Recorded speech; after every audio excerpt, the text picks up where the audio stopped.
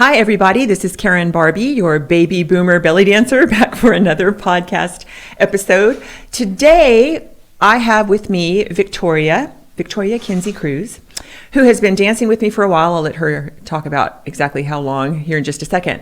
But Victoria is, I always just said you're like a therapist, a counselor, but you actually have a master's degree in dance movement therapy.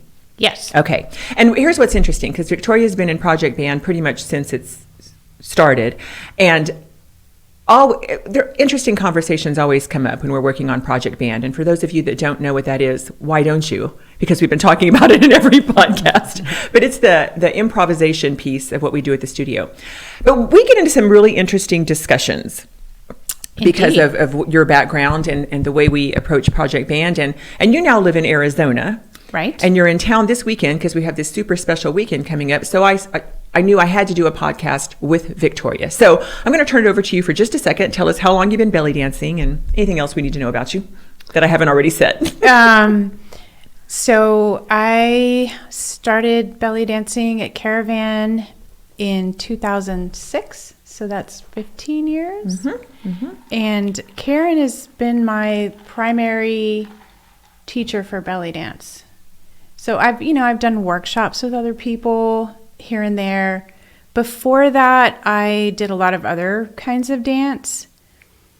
And that's actually how I got to know about Karen, because I was doing, modern dance at a studio, and Karen was renting it out for some of her classes. Mm-hmm. And then I went to a bunch of her shows and thought they were interesting. And then when the other studio kind of shut down, I was like, well, now what am I going to do? And I thought, well, shoot, I always wanted to try this belly dance thing, so why not now? Okay. And the rest is history. That was pretty good. Yeah. Timing. It's important. Timing is important, yes. Well, and let's talk about that. So, all right. So you've been in Project Band, I think, since we got it going. Yeah. Before it was Project Band. Right. In a sense. It was just good luck. You're dancing to a band. Yeah. But I think that before it officially became Project Band, you were starting, at least with me, and I think from some of the other, kind of serious students in your private lessons and things like that, to not just kind of throw us out there, but to say, right. Yeah. Let's talk about how we can improve from one time dancing to live music to the next. At the time, it was a year apart. Exactly. So that was a little bit tricky. Now it's super different. And Project Band just evolves damn near daily. I mean, it really does. And it's a product of that evolution, is a product of the people who participate in it and what they bring to the table. And that's why this is going to be such an interesting discussion, because a lot of what we do in Project Band is try to introduce new behaviors to people, or to identify those recurring things that we're doing when we're improvising, and try to break some of that. And so that's where you've always had the interesting perspective with your background. Right. Yes. I think it's interesting. It is interesting. And so I just learned in the car on the way over here that you actually have this master's degree in dance movement therapy. Right, yeah. And so I want you to kind of explain a little bit about dance movement therapy and what that is. Okay. She will now quote. I'm going to get my quote out. And so dance movement therapy, all right, here it is. So this quote comes from the American Dance Therapy Association, and it says, dance movement therapy is defined as the psychotherapeutic use of movement to promote emotional, social, cognitive, and physical integration of the individual for the purpose of improving health and well-being. Okay. That's a lot and a little at the same time. It's a lot, right. So it kind of gives you the broad parameters, like the tools that we use to try to have an effect on people in all of the ways that were mentioned. Has to do with movement and the body, but how that happens varies widely depending on the type of dance therapy that you're doing, just like any other type of counseling, right? So there, most people I think have heard of like cognitive behavior therapy. There's tons of branches of that. So there's rational emotive behavior therapy, there's acceptance and commitment therapy, there's dialectical behavior therapy. I mean, they're all kind of related.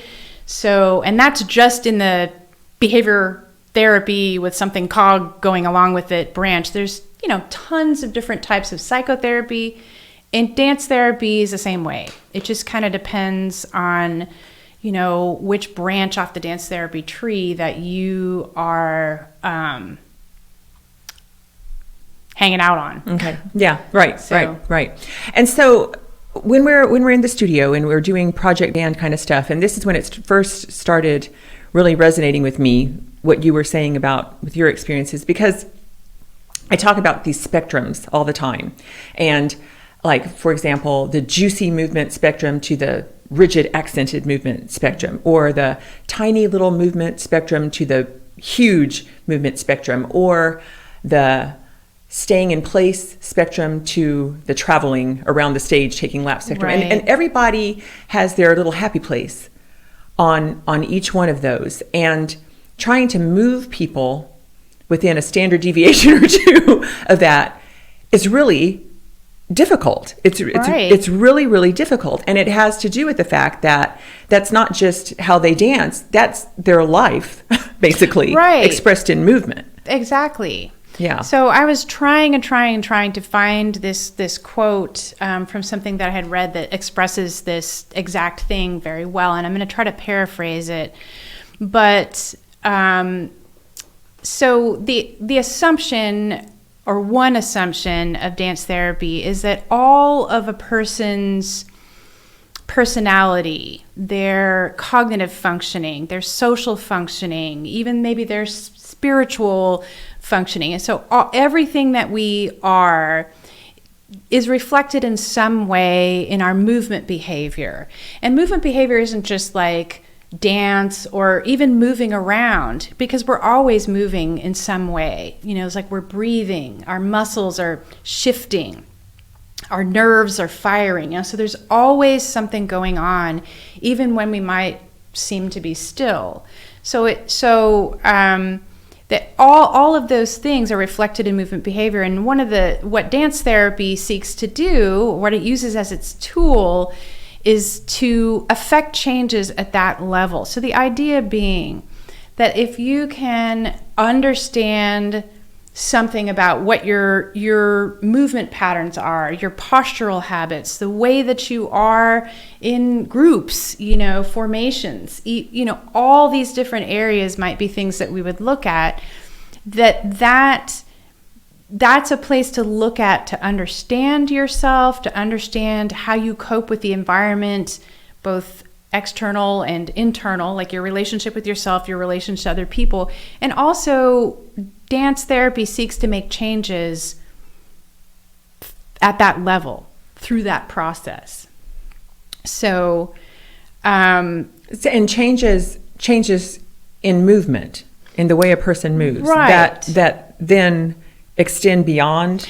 Right, exactly. I mean, that's the premise. The premise is that if you can be in your body, in movement, in relation to others in some way, and you can make a shift in that in some way, that's going to have kind of a ripple effect into the rest of your life.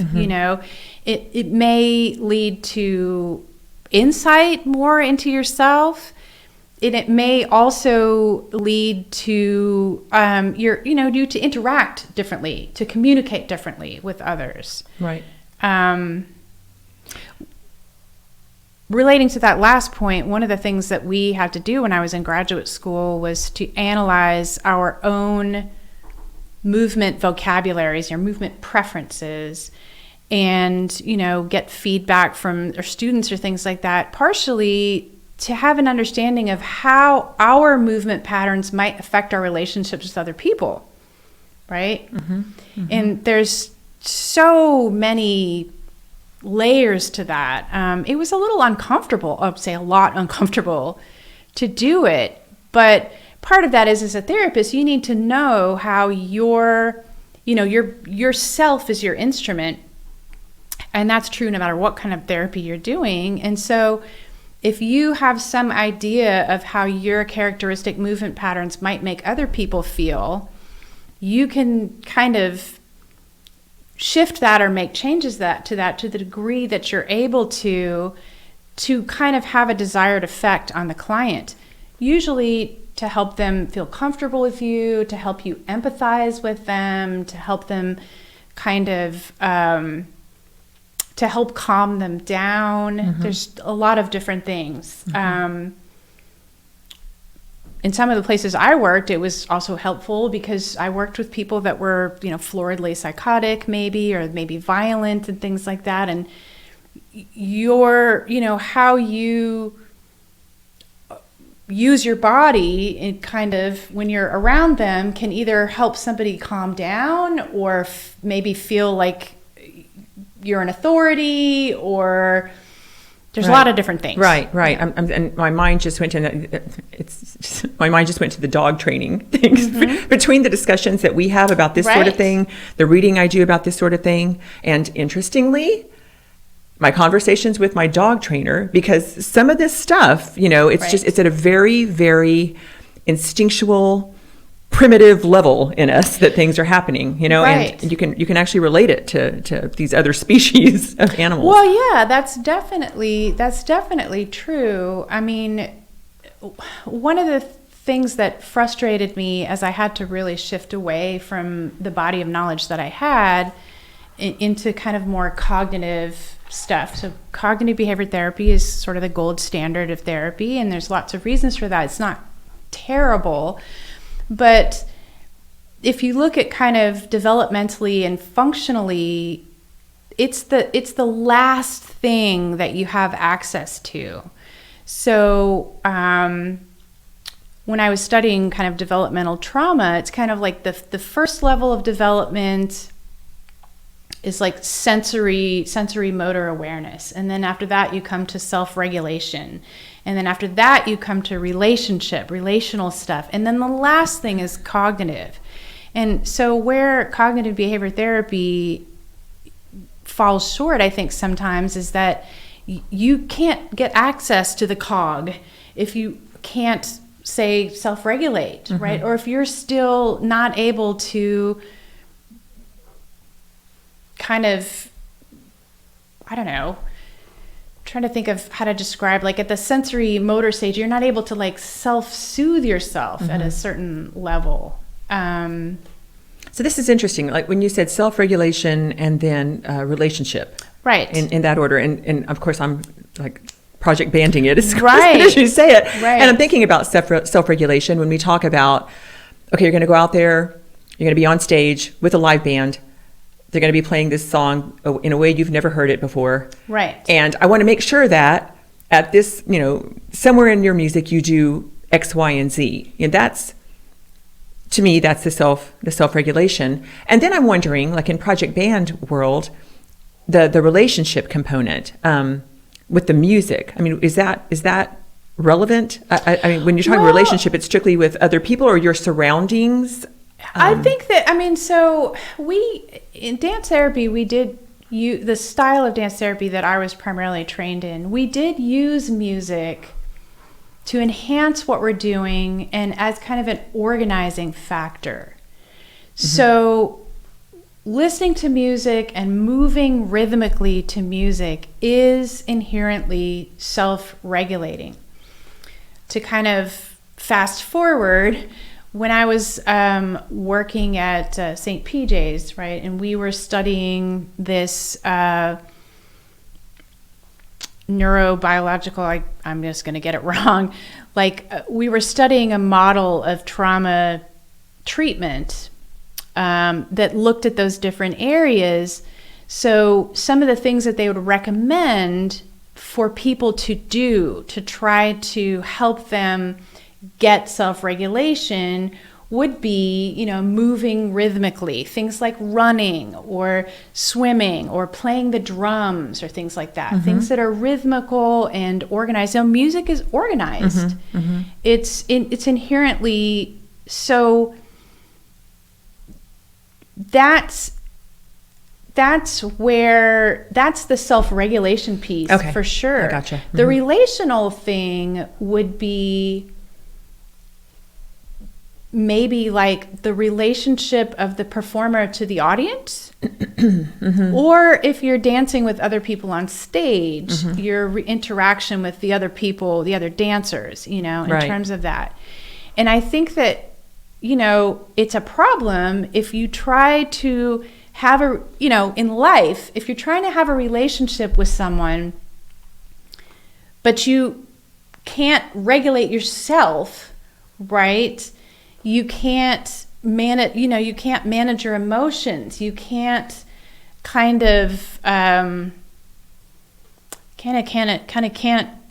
get in sync with yourself. It's really hard to have a relationship with someone else. Yes. And you might depend on that other person to kind of fill some of that role for you, which people aren't always up for. Right. And, you know, this is one of the things that we were talking about when we were talking about wanting to do this podcast. I remember this came up. And because it's one of those instances where I can talk about one of the, what is the word I want? Okay, how much of that have I had? Not that much. It's not even wine.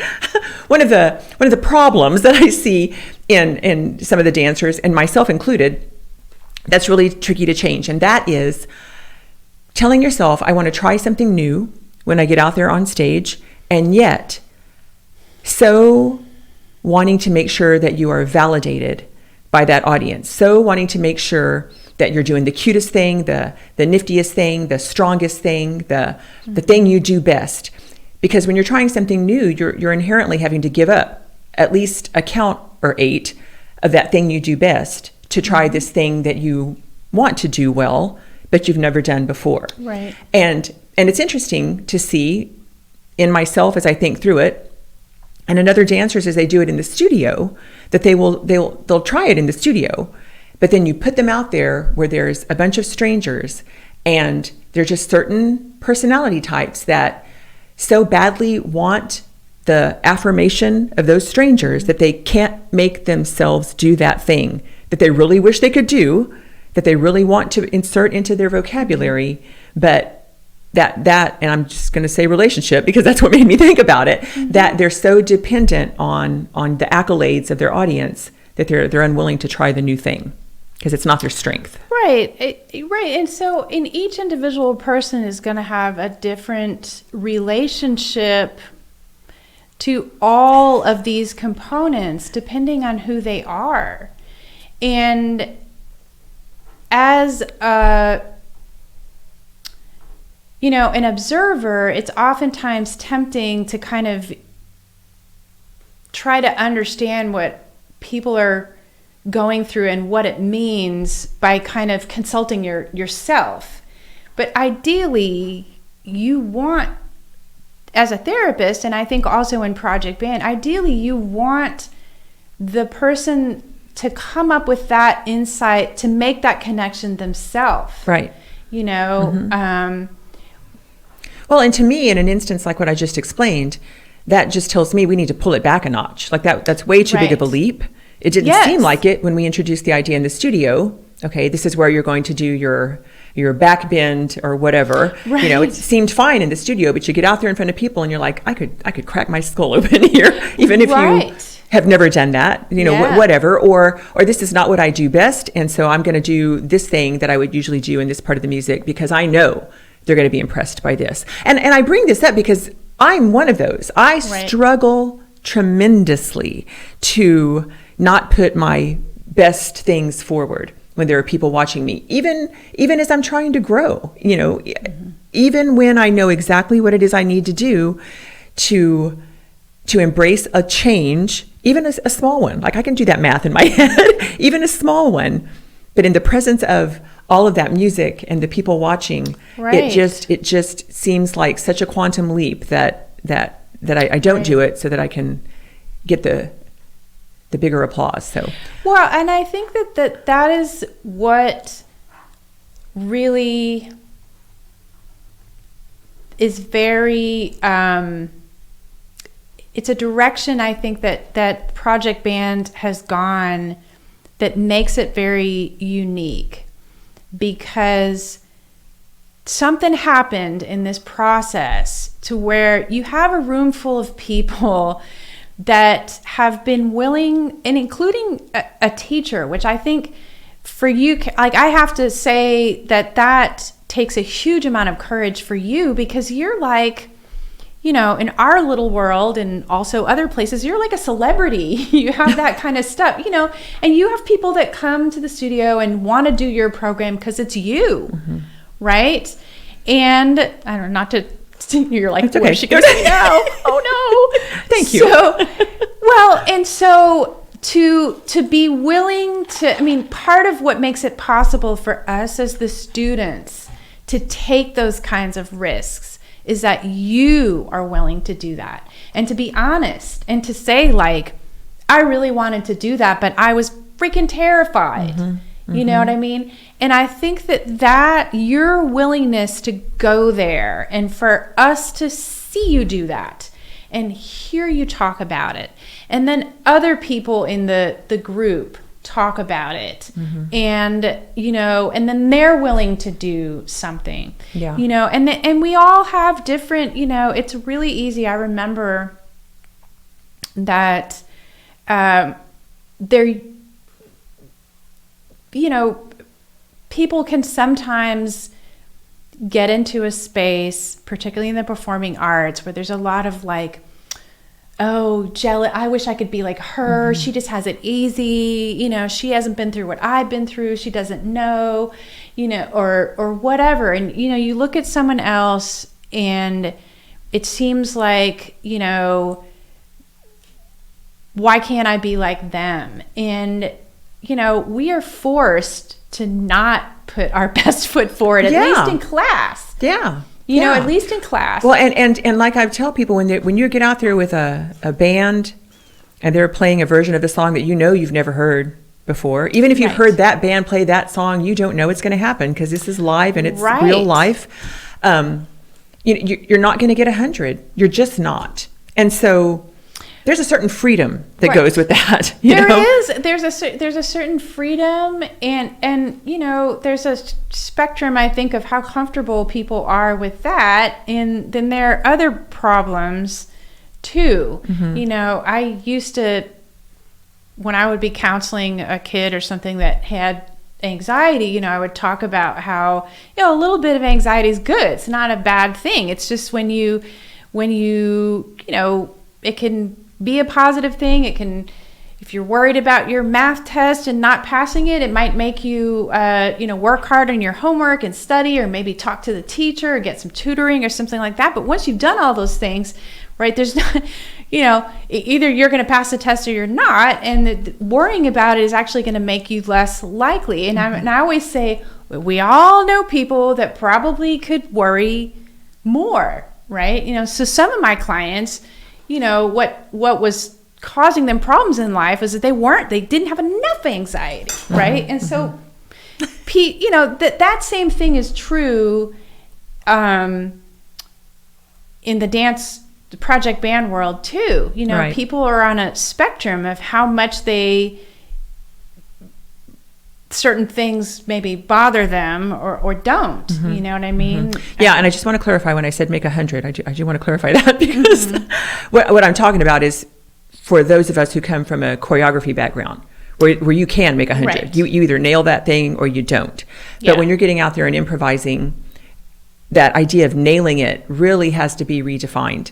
You got to loosen up a lot of boundaries and give yourself some space to make the mistake and recover. That's a success. Because that's more likely to be what happens to you out there. And that is more like life actually is, right? And like, for someone like me, I am a person, just because of how I am well acquainted with the fact that things can happen that I'm not prepared for. And some of those things I generate myself, right? So that's not a surprise to me, but that is its own problem. You know, seat of the pants flying is great, but it's a difficult way to live, right? There are things that you can do to make it, a little bit more likely that you won't have to fly by the seat of your pants. Right. And then there are other people who really, have, for them, if they do X, Y, or Z, they're going to get good results, and they learn to rely on that. Like, I can control my life because I'm really good at doing that. And so discovering that maybe you can't control everything can be really anxiety provoking, right? So it's just it's a spectrum of two different problems. Some people, like, to me, the idea of getting a choreographic 100, I mean, I don't think I've ever done a choreography, and I do get anxious about it as part of the, that I haven't forgotten something. I mean, like, go to the Bahamas for a second, I catch the eye of somebody in the audience and my brain goes away, and I'm like 3 steps behind, or something happens, like a bead falls off of Whitney's costume and you step on it, and it's, you know what I mean? Whitney. There's I've never gotten 100, and so my thing is that sometimes I can be a little bit like, I'm not going to get 100, so I'm not going to try. You know what I mean? Or, I'm not the person that, is like, I don't have this inner feeling that there's ever anything I can do that's going to be guaranteed to get a positive response from the audience. So my thing is maybe a little bit like, I don't pay enough attention to the audience. I'm just kind of like, I'm just pretending you're not there. Well, some of the biggest leaps in project band are from people in that mindset. Either absolute introverts who never look at the audience anyway because it freaks them out, so they're just inward the whole time. But they're not afraid of not getting all of the positive feedback because they're pretending like they're not there anyway. So or the people who are just like, I'm doing what I do, and if you like it, you like it, and if you don't, you don't. Those people, that are willing to take those chances in something like project band can have some big growth spurts. What's entertaining to me now, it used to just be difficult, but what's so entertaining to me is having to go through the process of trying to figure out people's personalities enough to know where they are on that level, and therefore how I can introduce ideas to them. Because, and we talked about this a little bit, maybe within the context of that feedback and advice podcast that we did, and just the relationship that you have to develop with the person if you're even going to offer something that they're going to consider within their ability to consider it, given their personality type. And I guess that somewhat redounds to why I feel like I need to put myself in this. If I'm just sitting in my director's chair eating bonbons and drinking wine and saying, I need you to try this difficult thing. So getting back to dance therapy, so part of the process of that, at least in the style that I learned, really involved, so when I was in graduate school, one of the things that we studied was Laban's effort shape. And the idea being that sort of analyzing a person's posture and their gesture and their movement qualities.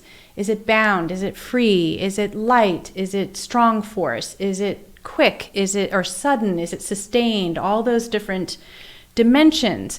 And also kind of, how is someone traveling through space when they're moving, when they're kind of improvising? Those are all things that you would use as a therapist to sort of analyze where the person is at and where what that might mean and where to intervene. And so what you're describing is a process that you're doing, consciously or not, is as you get to know the person and you spend, hours in the studio watching them dance. You even talked about how you sometimes find yourself when you're focusing with somebody on a certain movement pattern that they have, you start incorporating it into your own movement. Well, that is what you would do as a dance movement therapist. That's part of how you shift people's movement. In the groups that I would do, it's like you observe what's going on, you pick something that you want to develop further and see where it goes, and you kind of, use your own movement to kind of guide it, to make it bigger, to, and you might notice that somebody else is like, I'm not going to do that. Everybody else is going this way and they're going to go that way. Mm-hmm. And so you kind of structure and you organize, sort of using your observations and also kind of your intuition in terms of what you're feeling as you're joining them. Kind of, where does this feel like it wants to go in my body? Mm-hmm. Let's try that and see what happens when I do that. And eventually what happens if you're having, if things are working, is that something develops that people then eventually will spontaneously put some words to, where they'll say, oh, that's what this is, In dance therapy, we use like symbols a lot, but then eventually you'll talk about, kind of what this means. And that is kind of what you're doing in band. That's exactly what you're talking about. And you don't want to make a huge shift. You can't walk into a room, I know because I've done this before, you can't walk into a room of people that are here and be like, okay, everyone, let's have group, right? You have to kind of come in, you have to see what they're doing, you have to kind of come down to where they are and really get them to fully be where they are, where they're like, okay, I'm here. And then you can say, well, would you, you start small. You're like, how would it feel if we're here? You wait until they say, I don't like it here. This is, I want to get up. And then, you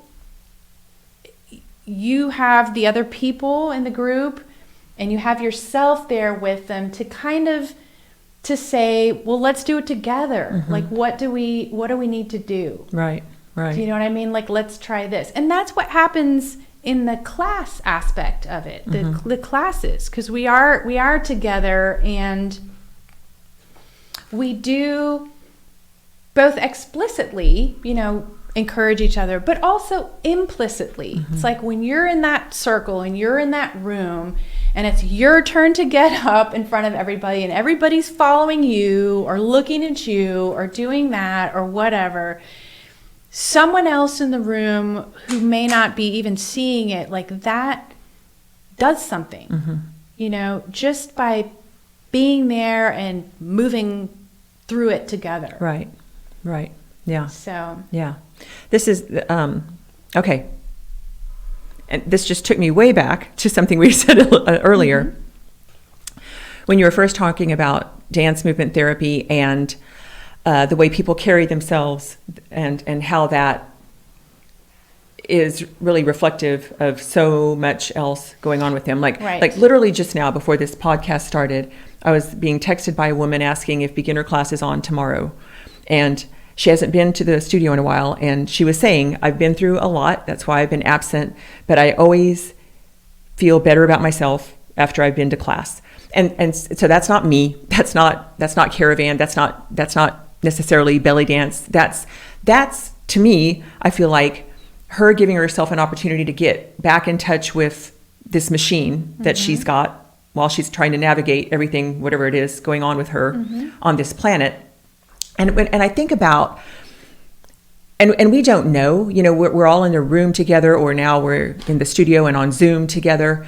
And a lot of the dancers in Project Band have a lot of respect and look up to other dancers. And we don't have a chance to hear that. I hear it a lot, in privates and stuff, but there's a lot of admiration, cross-pollinating admiration amongst all of these women. And I feel like I hadn't really thought about it to this level until you were just talking about, I think you're talking about like when one of the dancers gets up in the front of the room and everyone has to follow her for a while.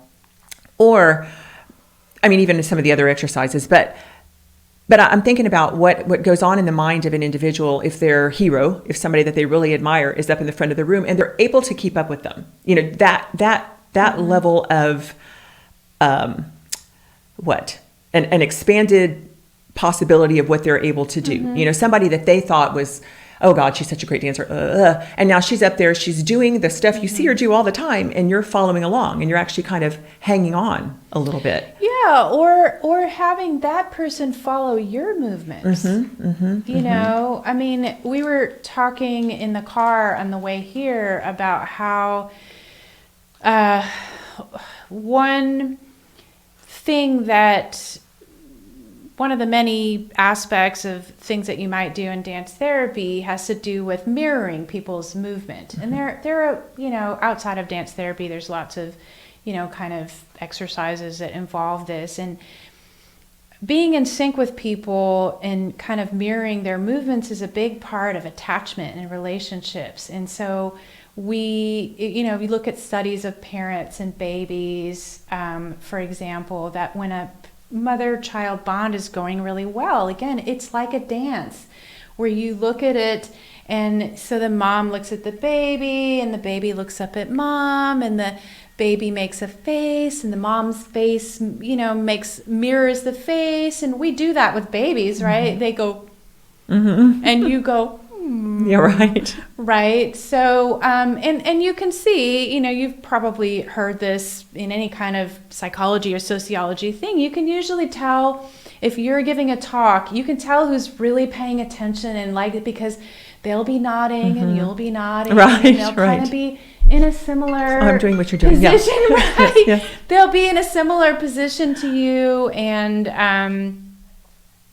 so, and as a dance therapist, you would sometimes deliberately do that. You have to be careful. You don't want to imitate somebody so they feel like you're mimicking them, but you want to catch the flavor of what they're doing. And so that's when we're in class, even if it's not up here, that someone's going, hey, like I'm actually keeping up with so-and-so. The fact that you are moving together, even if it's an approximation, so it doesn't have to be exactly what they're doing, but the fact that there's something that's each of you in your different bodies, in your different movement vocabularies, but you're doing kind of the flavor of the same thing at the same time. That automatically creates a kinship and a connection and a bond that feels good. And it also, when people are following you, it amplifies whatever you're doing. Right. So we would use that again in a therapy group, that use the power of the group to kind of amplify maybe a submerged emotional state to where it could come to its full movement expression, and maybe then person could put a word to it. Like no, or get out, or God, I'm so sad, or whatever, or like, wow, I feel great, Right. So there's something that happens when you have a group space, where we, even us watching each other, I just thought about that, the whole virtual, what that's done to us and all that. But even watching, bearing witness. Do you know, like I said, when someone gets up in the room and they're asked to do something that they haven't done before and they haven't practiced it, and they're like, and we in the room are kind of just witnessing whatever they do, good or bad. No judgment. We're just there to be there to see it. So that's there's another theoretical branch of dance therapy that involves that kind of therapeutic, kind of the witnessing, where people are doing kind of really deep internal improvisation, and the role of the therapist or the other people is just to watch. Mm-hmm. Oh, he wants you closer to the microphone, I think. He's like, choke the microphone. She's talking to me. She just got far away because she was talking to me. Right. I'm connecting with Karen. Yes, we were not attaching. the microphone. We're attached here. But just that's the role of the witness, which is why, having other people in project band maybe who aren't even performing come and see, not to shower you with praise, right? Because that doesn't always feel very authentic. Mm-hmm. I know I personally, I'm uncomfortable with that because that's not necessarily what I'm looking for, right? Mm-hmm. What I want is for someone to see me like, I know because you're in class that doing that particular thing makes you feel like a goober, and you did that thing and you did kind of look like a goober, but you didn't die, right? That's funny, and I don't know that this has anything to do with this podcast, but that idea of how people feel when they're dancing amongst other project banders, that's a big deal, and that's all over the place. Like, some people really enjoy, like, what's going to happen tomorrow night. We're going to be out there, a band none of us have ever worked with before. We're all going to be out there doing our thing, and there's 18 actually dancers performing. And so when any one person is up there, 17 people have all of these ideas of what we've been working on in their heads. And of course they're cycling through them as they're watching, and they're trying to figure out what track of sound the dancer's following and all of that kind of stuff. Some people find that really fun.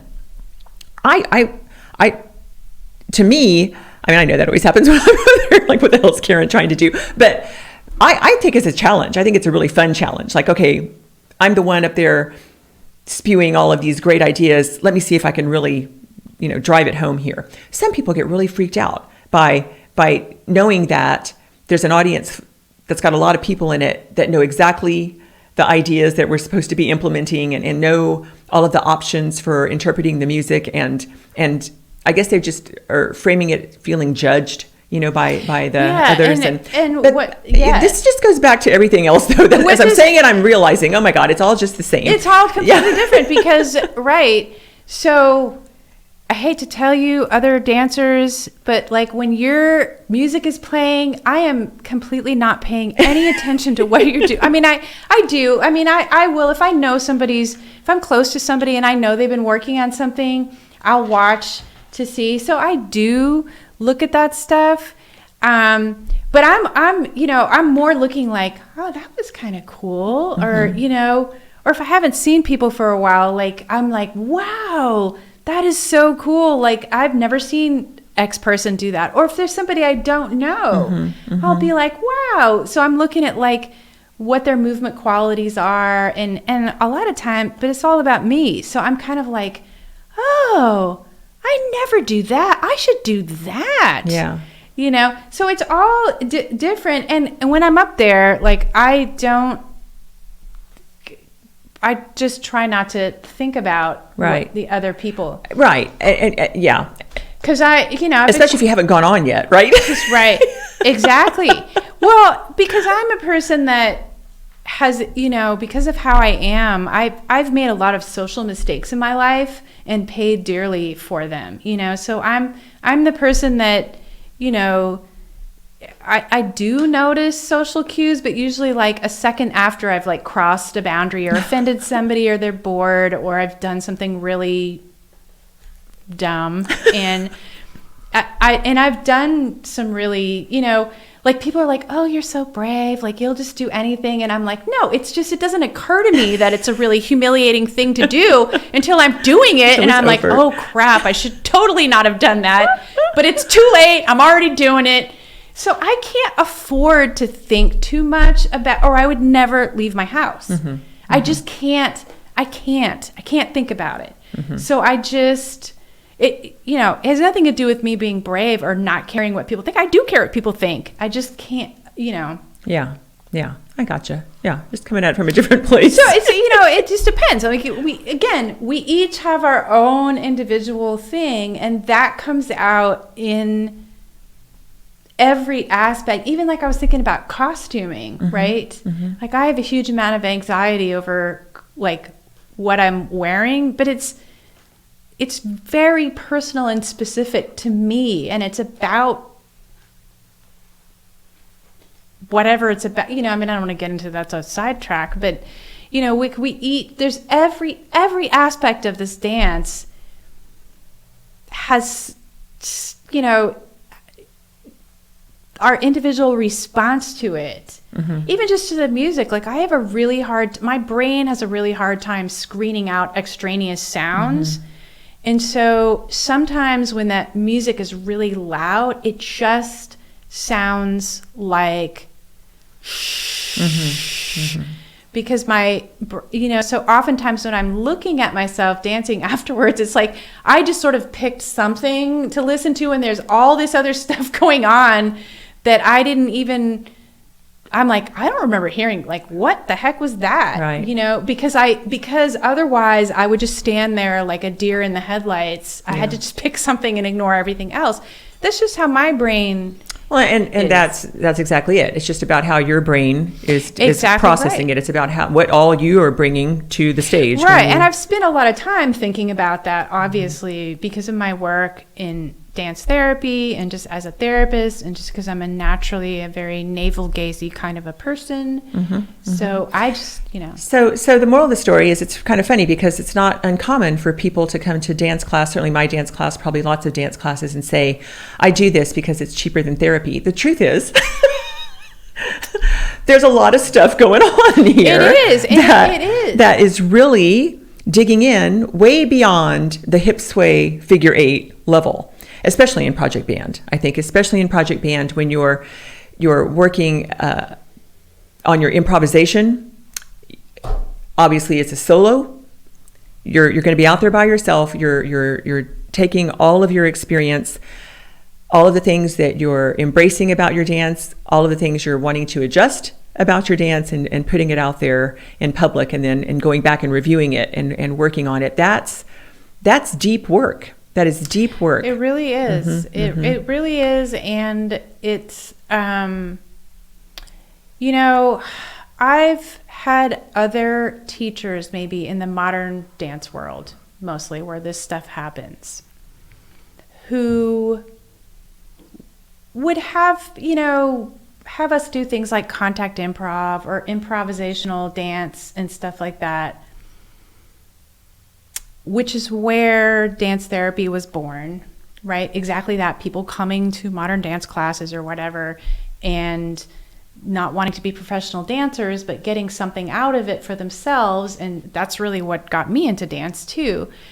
But not every teacher has the sensitivity to recognize that what they're doing is deep work, because you can wound somebody really badly if you handle it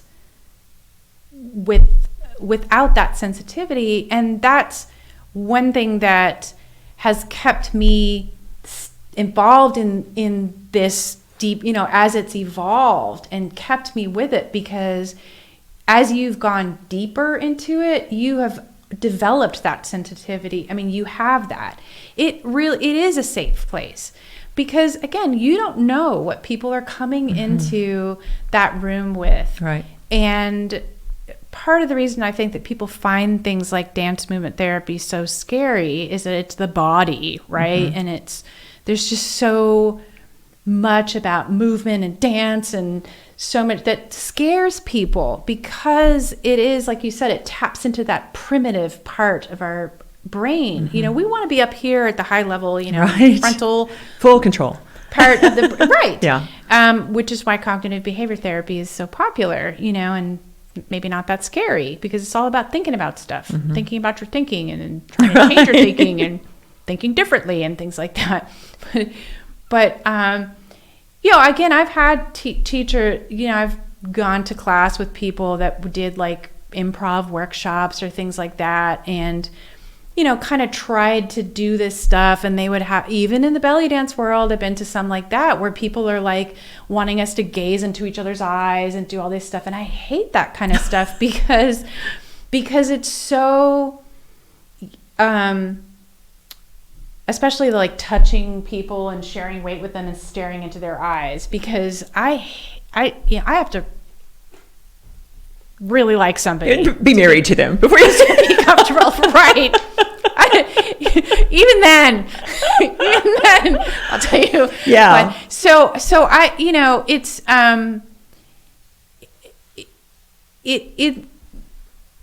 it's not something to, the recognition that it is deep work and that you ought to move slowly. And that small changes can sometimes be profound, right? And that also, we looking at on the outside, something that might not look like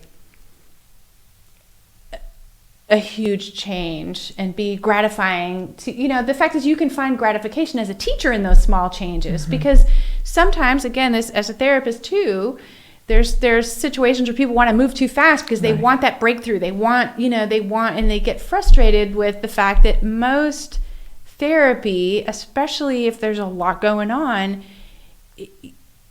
to be lasting and to be profound, it has to be small. Absolutely. Like a crash diet. Didn't work. Right. Yeah. It's it's in the details. It's in those little tiny things. And this was something that I imagine as a teacher doing what you do is the same, like you're in the same place that I would be kind of as a therapist. Like, it can't necessarily be about you getting the result that you want to see that's gratifying to you as a teacher. It really has to be about what that person wants. What feels right for them. Right. If they feel like I've got to do this to please Miss Karen because she's not going to like me, or I want everyone to count, but that's not going to happen. So it's got to be what works for them and toward their it's got to be what goals. Works for them and what they're satisfied with. And you kind of have to really be okay with that. Everybody likes to get good. And as because Project Band has evolved, and so have I, tremendously because of Project Band, really. And that's a big part of it, just having to understand everyone's different perspectives, everyone's different way of hearing the music, everyone's different choices about moving, and respecting that. And not just respecting that like, okay, well, that works for them, but respecting that and considering that in the broader view of Project Band, and actually considering incorporating that. Like, maybe others see it this way, hear it this way. Maybe I need to adjust the way I'm seeing and hearing. And I mean, it all just feeds together. Well, that's why Project Band is eternal. Yeah. It's eternal. Well, and so is this podcast. Yes, I can tell we need to wrap it up. He's like, wrap it up. Yeah, I mean, there's just so much more, I'm sure, that can be done and will happen. I mean, it's a slow growth in Project Band too, but it has. I mean, you stepped away for a while and you saw changes when you came back. Oh my gosh, yeah. I mean, and here's the thing too. Like, when I moved away, there, it was everybody wasn't doing virtual stuff, right? And so I had always been the person that was in the studio every day of the week. Like, I probably spent more time with Karen than I did with I know I did, because my husband was working at Toyota, so we never saw each other awake anyway. And so I just, that was such a part of my experience. And then that was like when it kind of ramped it up to where you were just doing a lot more opportunities, and I couldn't fly back and forth. So this is even before the pandemic. And it was just too painful for me to be like on the outside and not have good Wi-Fi and just, you know what I mean? Like it was really hard. And so I kind of, but I couldn't stay away. And so then when it was like, everybody is virtual, all the dance things are shut down, I was like, well, if I'm going to have to do do dance classes on the internet, I might as well do it with Caravan. Yeah, I might as well go back to Project Everyone Band. else is. Exactly. You What an know. opportunity. Another COVID silver lining. I like to find them. Right. But Yeah. so yeah, and I kept saying I can't. It's like the most interesting thing going on, I think, in dance. So should all do it. All right. Well, thank you. Thank you very much. And thank you for your insight, like not just tonight, but over time, the things you've said that led to this podcast, because there's just so much more for me to consider, knowing that somebody with your background views it the way you do. It's just it all gives me more food for thought. Let's just see where that goes. So anyway, this is Victoria and Karen, Barbie, baby boomer belly dancer. We're signing out for this episode, and we'll see you at the next one. Bye.